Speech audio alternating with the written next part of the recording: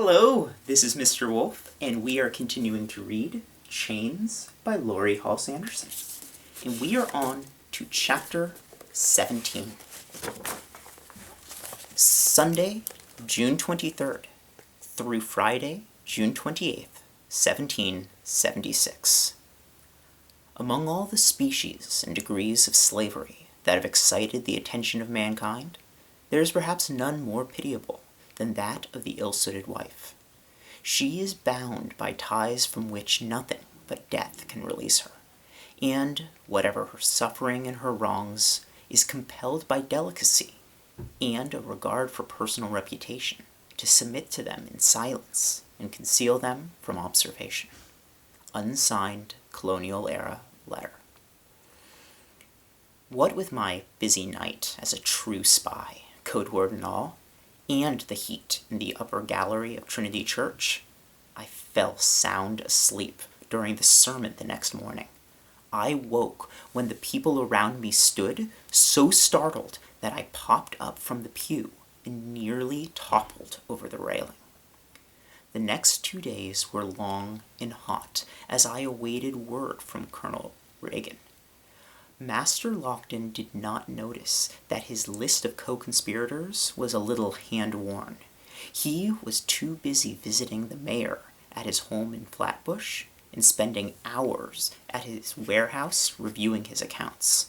Madame took her meals upstairs. Only Becky was allowed to serve her because of Madame's fears of the demons she claimed inhabited Ruth. Becky said Madame sat, sighing by the window and shuffling a deck of playing cards over and over. We did not bother keeping Ruth away from the milk, of course. Instead, we kept one ear open for the thud of Madame's feet on the stairs. When she approached the kitchen, one of us would whisk Ruth down to the cellar. Ruth understood none of this. She did not complain about the egg-sized lump on her head or anything else. After we finished our business in the privy each morning, I took her to check out our mystery garden. The green shoots were 2 hands tall, but gave no clue about their identity.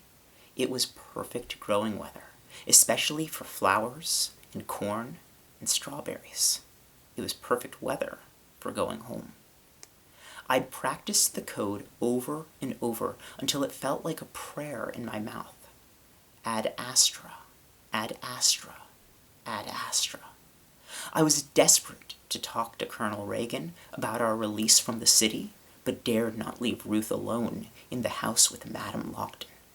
The thought of Madame putting Ruth up to auction was a constant torment, like bees darting in and out of my sight, daring me to swat at them. The gossip from the market was fantastical.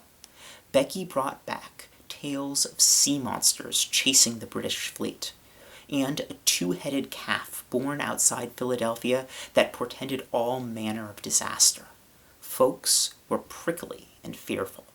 Loyalist shopkeepers had been tarred and feathered by angry mobs, and their shops destroyed. Each day dawned hotter than the one before. Ad astra, ad astra, ad astra. 2 mornings after my meeting with the colonel, a visitor pounded at the kitchen door. I was kneeling on the other side of it, polishing the lock with an oily rag and rotten stone. The noise near gave me apoplexy. When I opened the door, I was shocked to see not a messenger, but the rotund figure of Mr. Goldbuttons. Instead of wearing a hat or coat, he had a long cloak draped over his head, and his wig sat askew. He stormed past me toward the stairs. "Is your master still abed?" he shouted back to me. "Yes, sir." Goldbuttons dropped his cloak on the floor and ran up the stairs, as if his breeches were on fire. A moment later, Master Lockton bellowed like a stuck bull, then thudded heavily across the floor and yelled for Becky. The plot to kill Washington had been uncovered. I was sent to fetch Madame home, for she had gone to call on a friend. Gold Buttons had vanished by the time we returned. Madame hurried to the library and told me to fetch her ivory fan from her bedchamber, for she was feeling faint from heat and excitement. As she opened the door, I caught a glimpse of the master pacing frantically, his nightcap still on his head. He looked up and saw us. "Thank heavens! There is so much to do and no time. The worst has happened, Anne."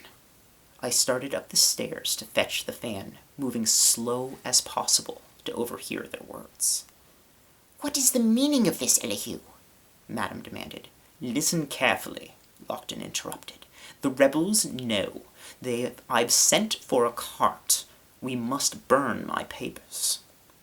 "Dear God, protect us," Madame prayed. "How much do they know? Wait one moment." I took the steps 2 at a time, and was near the top when Madame stepped into the hall and pointed at me. "Forget the fan, girl. We need firewood for the library," she said sternly. "Now!" Lockton and Madame were exchanging heated words across his desk by the time I brought in an armload of wood and a few coals from the kitchen and a copper coal carrier. They seemed not to notice as I walked in. "Are you abandoning me?" Madame asked. "You'll be safer here." Lockton dumped a folio of papers on his desk and rooted through the mess. "Aunt Seymour isn't leaving, and we have credit with all the merchants." "Your aunt despises me," Madame said. "You must stay to defend our name and honor." I arranged the wood so that it would not catch quickly, set the hot coals underneath it, leaned forward, and blew gently. "I am guilty, Anne. They won't give me a parole this time, but as soon as the rebels are driven out, I shall return." "What if they arrest me?" Madame asked. "Let me go with you."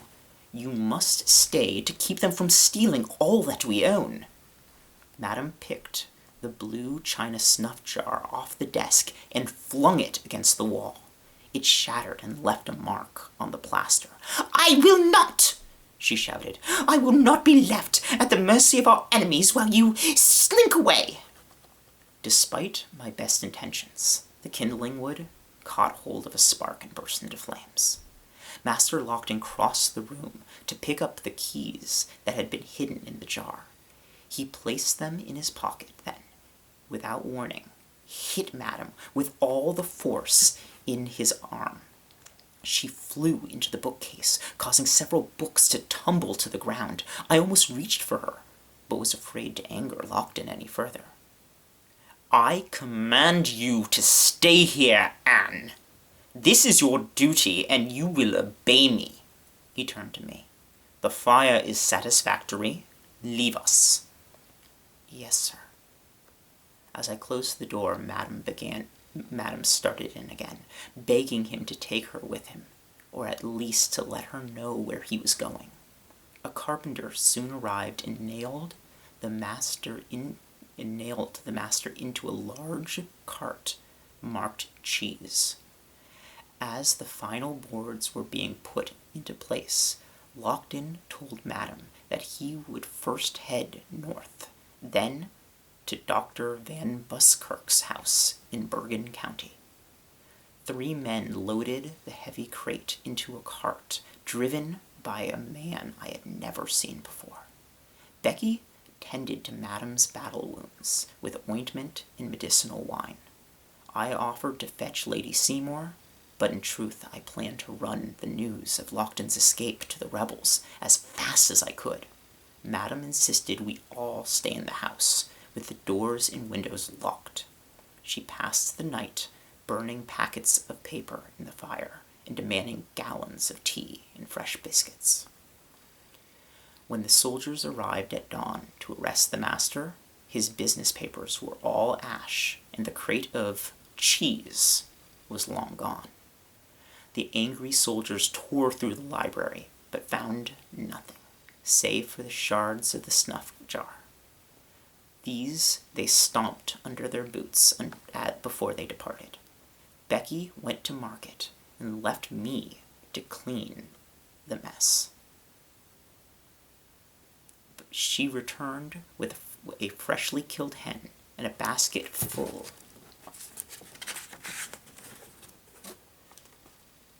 of beet greens. Before Becky could remove her bonnet, Madame shuffled into the kitchen. "What news?" Madame demanded. Her red eyes perched above dark rings from a sleepless night. A livid purple welt had raised on the left side of her face where Lockton had struck her. Most of the bruises on her arms and shoulders were hid under her gowns, but she walked stiff and sore as an old crone. Becky gave her the gossip from the market stalls. Conspirators who plotted against the American cause had been arrested all over the city and in several close-by villages. The mayor, 2 doctors, a shoemaker, a tailor, a chandler, a gunsmith, a drummer, and a fifer were all charged with treason and a host of other offenses. "How did they uncover the plot?" Madame asked. I picked up the beheaded chicken and carried it to a basin. I held it by the feet so the last of the blood could drain out before I plucked it. Becky hung her hat on its hook and pinned on her apron. "One of the conspirators flapped his mouth, and the story poured out. Hickey, his name is, a tall Irishman who served in General Washington's Life Guard. Did anyone mention Master Lockton?" "Only that he was one of them that got away, ma'am. They caught one feller trying to cross the East River.